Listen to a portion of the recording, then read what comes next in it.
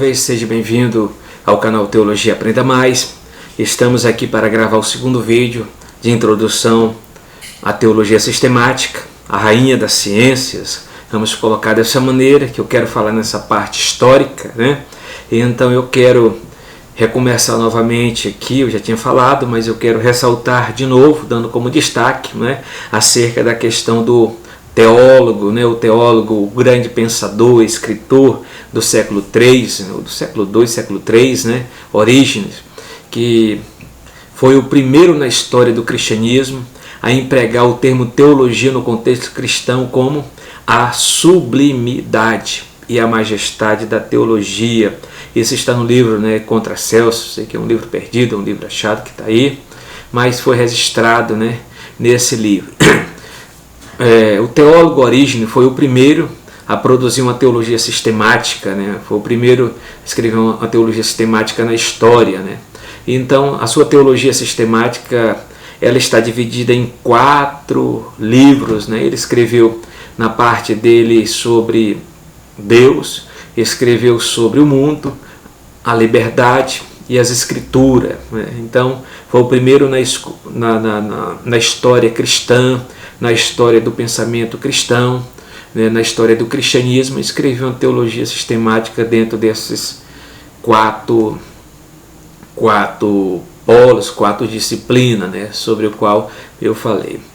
A partir do pai da história eclesiástica, Eusébio de Cesareia, a palavra popularizou-se no seio do cristianismo, né, sendo entendida como a exposição metódica e estruturada da revelação divina, né? Então nós temos aí uma revolução, ainda que apareça lá na mitologia greco-romana, né?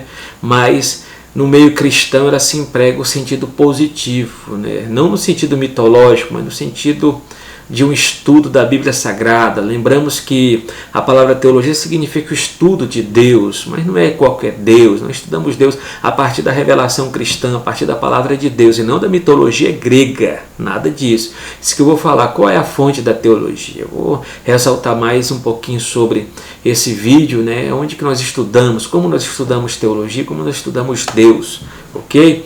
Então Eusébio de Cesareia tem um livro muito importante. Eusébio de Cesareia foi o biógrafo, né, de Constantino, né, o biógrafo de Constantino. Ele escreveu uma obra magna chamada História Eclesiástica, que retrata os 3 primeiros séculos, né, os 3 primeiros séculos do cristianismo. É um livro muito precioso, que foi escrito em grego.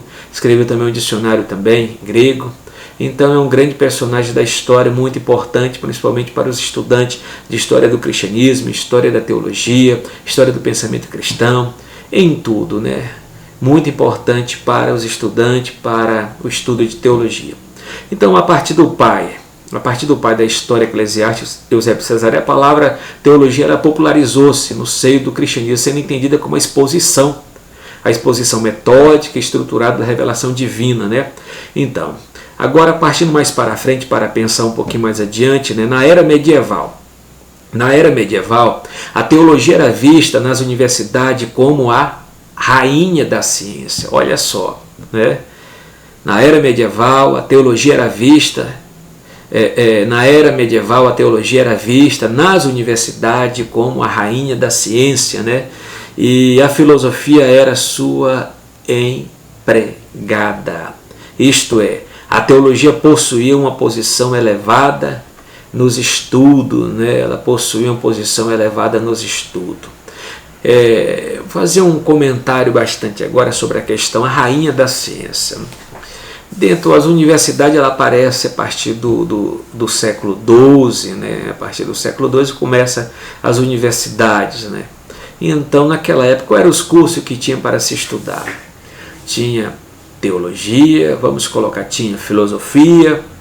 tinha filosofia, teologia, direito e medicina. Alguns empregam que era chamada universidade quadrilátero, né, de quadrado, quadrilátero, né? Então, na porta da entrada da universidade, você começaria com artes, que é filosofia. Depois de arte, que é filosofia, você terminava, você poderia partir agora para medicina, né? Você ia estudar medicina, ou você partia para direito, estudar direito, ou você partia agora para a rainha da ciência, que era a teologia, né, dentro dessa universidade quadrilátera, né? Então, em um corredor estava filosofia, na parte de outro corredor estava teologia, na parte de outro corredor estava direito e na parte de outro corredor estava medicina. Mas quem era a rainha da ciência? A rainha, né, da ciência era a teologia. Então, a empregada dela era a filosofia e direito e a medicina. Mas quem era a rainha? A teologia. E muitas pessoas, mas a filosofia é a mãe, claro, é a mãe da ciência, mas para ter uma mãe tem que ter uma avó, alguém mais antiga. Então vamos colocar dessa maneira: a ciência é a filha, a filosofia é a mãe e a teologia é a avó. Ela vem primeiro, ela está lá no topo, é a rainha, ela vem desde o Jardim do Éden até o nosso tempo, sem tirar o mérito tanto da filosofia e como da ciência. E uma das coisas que também possamos colocar aqui também, né, colocarmos aqui, a teologia enquanto ciência expandiu-se, né, em sistemas, matrizes acerca das doutrinas bíblicas, como com diversas contribuições dos teólogos estudiosos no decorrer do século. A gente poderia estudar isso mais na história da teologia, para saber a evolução que a teologia tem, né, passando a teologia na Idade Antiga, a teologia na Idade do período tardio, no período tardio da história antiga, também com Santo Agostinho. A gente poderia analisar também a história da teologia, né, os pais da igreja, começando do século II até o século V, a história da teologia voltada no período medieval, passando pela escolástica, indo para o período moderno e até o nosso tempo, né? E tendo as contribuições de grandes homens da história até chegar a Martinho Lutero, João Calvino, Zwinglio, Lutero, que mais? E muitos outros, até John Wesley, né? E outros que vêm chegando ao nosso tempo também. Então temos uma contribuição muito grande. Hoje, quando falamos em teologia cristã, referimos-nos à teologia sistemática, né? Nessa acepção, a gente pode até colocar um pensamento, também a definição de Karl Rahner, né? Karl Rahner define a teologia como a ciência da fé, a explanação e a explicação consciente e metódica da revelação divina recebida e compreendida pela fé cristã. E uma das coisas também é o seguinte: as contribuições dos teólogos, que eu quero até ressaltar para não ser muito injusto, dentro dos quais podemos citar, temos as contribuições de grandes teólogos constituídos de Orígenes até o nosso tempo, aqui com o Gilberto, com outros grandes nomes que escreveu a teologia, né, que vem trabalhando teologia sistemática. O teólogo conservador. O que é um teólogo conservador? Fala sobre o que é um teólogo, né? Quando fala teólogo, o teólogo, né? O teólogo é conservador. É um especialista nas coisas de Deus, é aquele que, tendo como base a Sagrada Escritura, pensa, estuda, escreve de maneira ordenada e sistemática acerca das verdades referentes a Deus e ao seu relacionamento com o homem, né? Isso é um teólogo, o trabalho teólogo é esse. O papel do teólogo, qual é o papel do teólogo? Sua tarefa é erigir em sistema o que logrou compreender da ciência de Deus, visando a edificação dos fiéis e a conversão dos incrédulos. As divisões e classificações da teologia. Vamos colocar as divisões e classificações da teologia. Os teólogos, de forma didática, procuram esclarecer o estudo da teologia, dividindo-a em parte e em épocas distintas, mas intimamente interligada. Os tipos de teologias. Os diferentes tipos de teologia podem ser catalogados de várias maneiras. Olha lá, primeiro, por época, né? Por exemplo, teologia patrística, teologia medieval, teologia reformada, teologia contemporânea. Tá? Então, por época, nós colocamos o que? Na organização dela, nesse arranjo. Né? Então, temos a teologia patrística voltada dos pais, a teologia medieval, a teologia reformada e a teologia contemporânea. A teologia contemporânea. Dentro da teologia patrística, a teologia patrística começa com os pais da igreja desde o século II até o século V. A teologia medieval, né, começa a partir de 1476, no século XV, né? Não, desculpa, no século do século V, né, do século V até o século XV. Aí depois vem a teologia moderna, né, começando já do século XVI, século XV, até o século XVIII, XIX, e entra a teologia reformada também, que a gente pode voltar mais um pouco, que parte agora do dia 31 de outubro de 1517, até mais um pouquinho, pegando todo aquele povo da Reforma Protestante. A teologia contemporânea, que começa em 1919, né, com os escritos de Calbart, até o nosso período, que Calbart foi um dos maiores teólogos que a gente pode estar estudando em teologia contemporânea, né, mas começa a partir do escrito que Calbart escreve, né, no comentário que ele faz na carta de Paulo aos Romanos, de 1919, né, que a gente pode pensar. Então, são essa questão. Os diferentes tipos de teologia pode ser catalogado de várias maneiras. Por exemplo, a gente colocou por época, né? Por época. Então, do ponto de vista, por exemplo, aqui nós temos a teologia calvinista, defendida por João Calvino. Eu quero falar sobre isso também nesse vídeo, não, em outro vídeo que eu vou fazer sobre a teologia de João Calvino. Também nós temos a teologia arminiana, defendida por Armínio, né? E também teologia católica, tem a teologia bartiana, defendida por Karl Barth. Então a Igreja Romana tem uma teologia, e essa teologia se chama teologia católica, né? A Igreja Católica tem uma teologia dentro do Vaticano, né? Uma teologia católica. Temos a teologia também de Karl Barth, defendida por Barth, uma grande obra que ele tem, né, de teologia. E a teologia da libertação, que a gente pode ver isso mais em teologia contemporânea também. Mas é só questão. Entre essas classificações gerais, há diversas formas de teologia que exigem uma definição especial. Temos aqui a teologia natural. A teologia natural designa uma ciência que é baseada somente naqueles fatos concernentes a Deus e o seu universo que estão revelados na natureza. Então, o objeto de estudo da teologia natural é a natureza. É o universo em si que se apresenta a nós, né? E temos a teologia revelada. A teologia revelada, esse termo designa uma ciência que estuda, esse termo designa uma ciência que está baseada somente naqueles fatos concernentes a Deus e o seu universo, que estão revelados nas escrituras da verdade. Então, ela parte como objeto de estudo é a revelação de Deus, né? É a revelação de Deus. Enquanto na teologia natural é a natureza, enquanto na teologia revelada é a revelação de Deus que ele se faz tanto na natureza também como na Bíblia Sagrada. Teologia propriamente dita, teontologia. Esse termo designa uma ciência limitada que contempla somente a pessoa de Deus, Pai, Filho e Espírito Santo, e sem referência às obras de cada uma delas, né? Teologia propriamente dita. O estudo da teologia, dividindo-a em 4 partes distintas, mas intimamente interligadas, né? Temos a teologia bíblica, estudo dos ensinos da Bíblia, livro por livro, né? Ou escritor por escritor, usualmente enfatizando a revelação progressiva, teologia bíblica. Outra questão também, temos a teologia exegética, é o estudo das escrituras e gramáticas, né? E dos contextos históricos e literários dos livros da Bíblia, né? Onde que se extrai a questão da visão estrutural do hebraico, do grego, né? Procura-se fazer a extração de cada texto, trabalhando seus métodos, trabalhando seus fundamentos, seu contexto.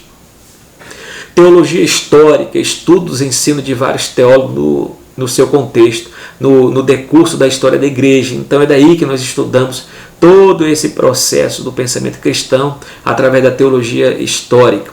A teologia prática, né? A teologia prática é o estudo da administração, função, obra e vida da igreja. Tem por objetivo levar o crente a aplicar em seu cotidiano os principais fundamentos da fé cristã.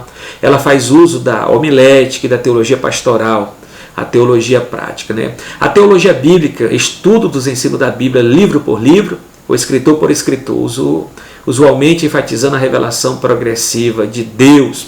Então, nós temos uma coisa o seguinte, a teologia do Antigo Testamento, assim designada porque ela é restrita à porção das Escrituras indicada, que é o Antigo Testamento. Então, na teologia do Antigo Testamento se estuda somente o Antigo Testamento, livro por livro, né? Desde o Gênesis até o Malaquias, né? Estudando todas as suas bases, as suas matrizes teológicas, né? E temos também a teologia do Novo Testamento. A teologia do Novo Testamento, né, é designada porque ela é restrita à porção da Escritura indicada, que é estudar o Novo Testamento de Mateus até o Apocalipse, né, trabalhando as suas temáticas, o que é salvação, dentro da teologia do Novo Testamento, mas é somente ali, dentro do Novo Testamento. Essa é chamada teologia bíblica. Quando eu falo assim, teologia bíblica, a teologia bíblica Ou é a teologia do Antigo Testamento ou é a teologia do Novo Testamento. Quando eu pego um livro, vamos colocar um comentário, o comentário de Paulo a Romanos, né, o comentário de Calbart, né, sobre a carta de Paulo aos Romanos, eu estou fazendo teologia sistemática? Não, estou fazendo teologia bíblica, né, porque é um comentário da Bíblia. Então, e a teologia sistemática, ela procura, vou falar lá na frente mais um pouquinho, né? Então nós temos aqui dentro da teologia bíblica também, né, nós temos aqui a teologia paulina, que estuda somente os escritos de Paulo, as 13 cartas que Paulo escreveu, né? Então a teologia petrina nos escritos de Pedro, a teologia joanina também nos escritos também de João. Elas são designadas assim porque são restritas aos escritos das pessoas indicadas, né? Então temos aí. Agora voltando para a teologia sistemática. O que é teologia sistemática? O que é teologia sistemática? É a organização dos ensinamentos bíblicos em sistema de categoria, aproveitando os dados descobertos pela teologia histórica, bíblica, exegética e prática, organizando-as em uma forma facilmente transmissível, né? Então, está aqui a questão da teologia sistemática. Eu vou dar um exemplo. Por exemplo, muitos livros da Bíblia dão informações sobre Deus. Nenhum livro sozinho dá todas as informações sobre Deus, né?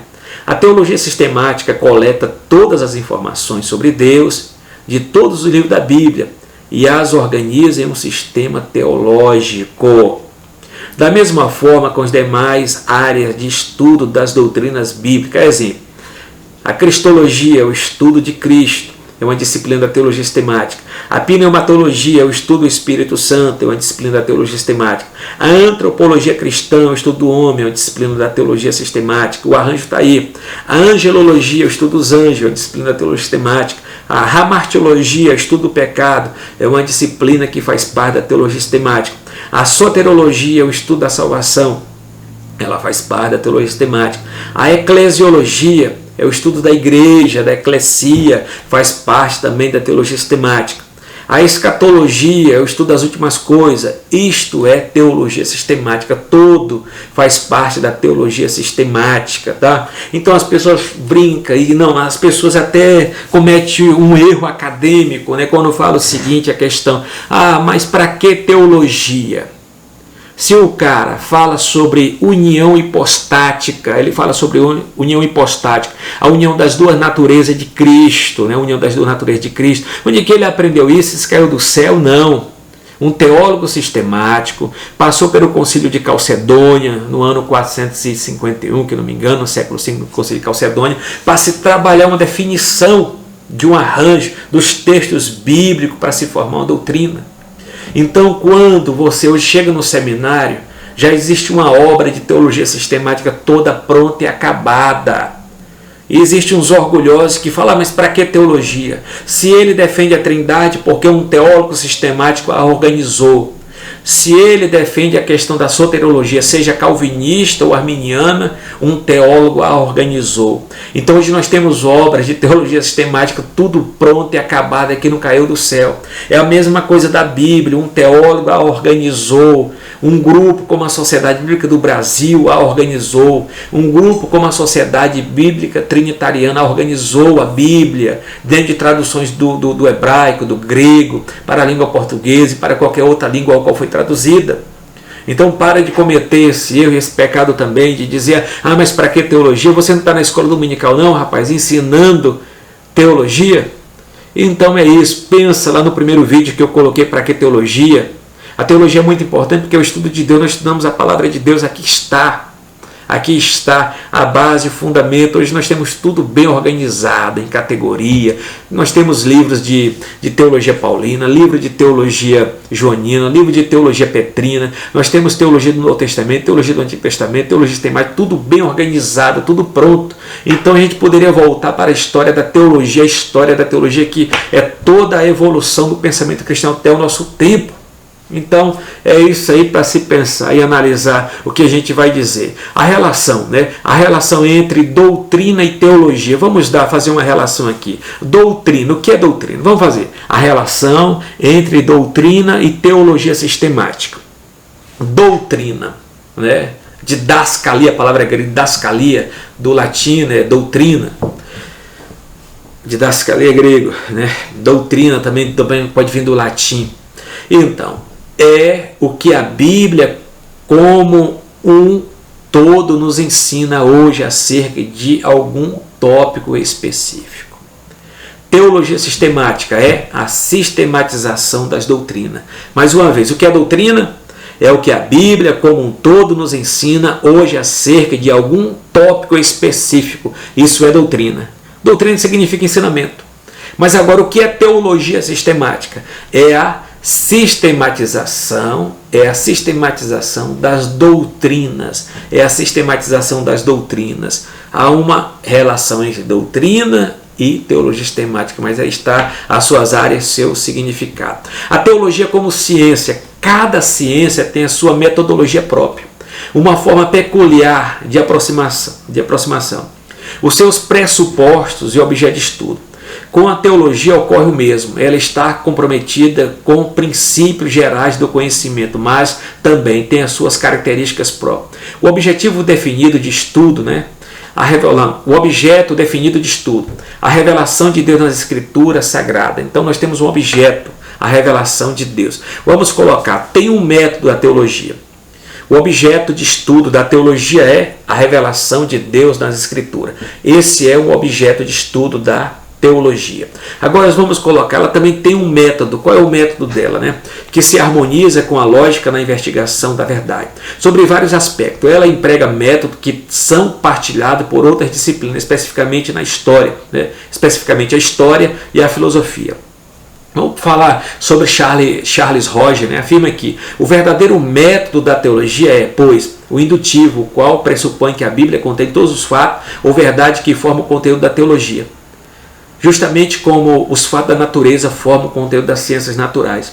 O método indutivo é usado pela ciência natural, a saber, a coleta de fatos, a classificação e os estudos das leis que o regem.